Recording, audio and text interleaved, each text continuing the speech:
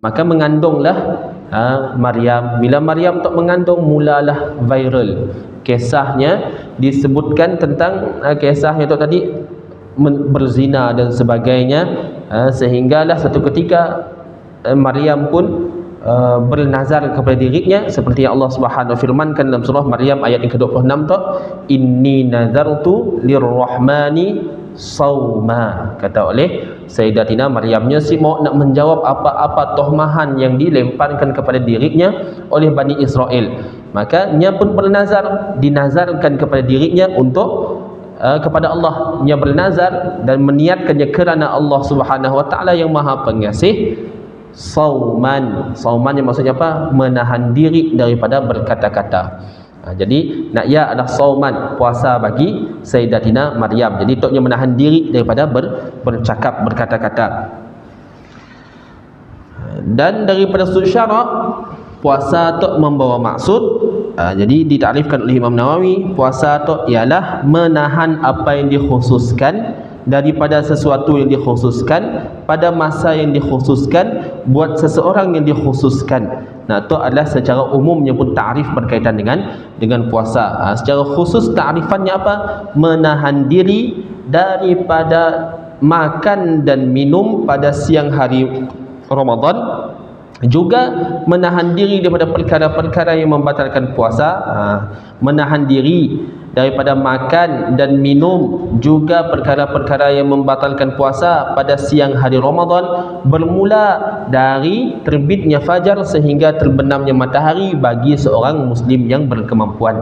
Anak tuanya pun secara khususnya berkemampuan daripada sudut apa? Daripada sudut kesihatan. Ada orangnya yang sihat kan, masuk-masuk tiap bulan puasa datanglah gastriknya, GERD-nya semua kan. Kami tak si boleh si makan Ustaz, kena mun kami si makan anxiety anxiety si makan bergegar-gegar tubuhnya, si makan boleh si kami berbuka. Ataupun yang akan mengatakan kami tu anak mak, mentaati perintah mak tu adalah kewajipan bagi kami.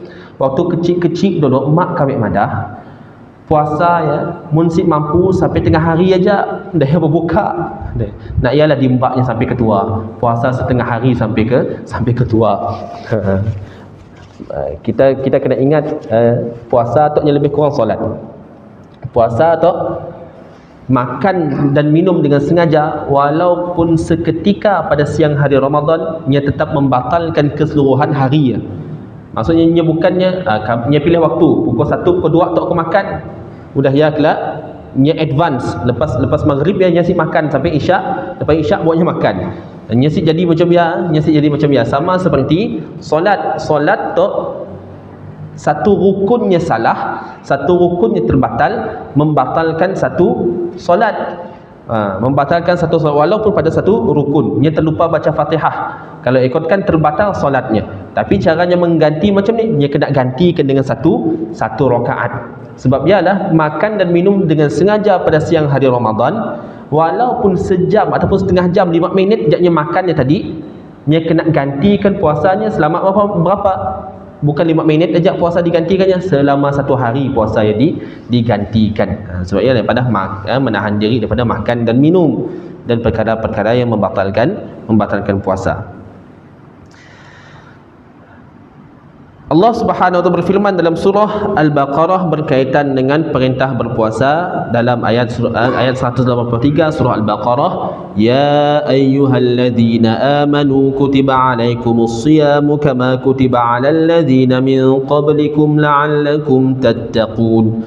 Wahai orang-orang yang beriman, kamu diwajibkan, difardukan, dikitabkan, dituliskan kepada kamu, membawa makna diwajibkan kepada kamu berpuasa sebagaimana diwajibkan atas orang-orang yang dahulu daripada kamu supaya kalian bertakwa. Jadi ada beberapa jenis puasa yang telah dikitabkan, difardukan kepada orang-orang yang terdahulu. Antaranya apa? Puasa bagi satu kaum Bani Israel yang berada di pinggiran pantai, hanya dekat kehidupan tidak dekat dengan pantai. Kaum Nabi Musa setidaknya tu diperintahkan untuk turun bekerja ataupun turun ke laut pekerjaan sidaknya adalah menangkap ikan di laut, tapi diperintahkan untuk Sid turun ke laut pada siang hari, pada hari Sabtu. Pada hari Sabtu, maksud hari Sabtu tu bila? Hari Sabtu, hari kita tu dengan Yahudi, perkiraan harinya lebih kurang sama, bermula selepas maghrib.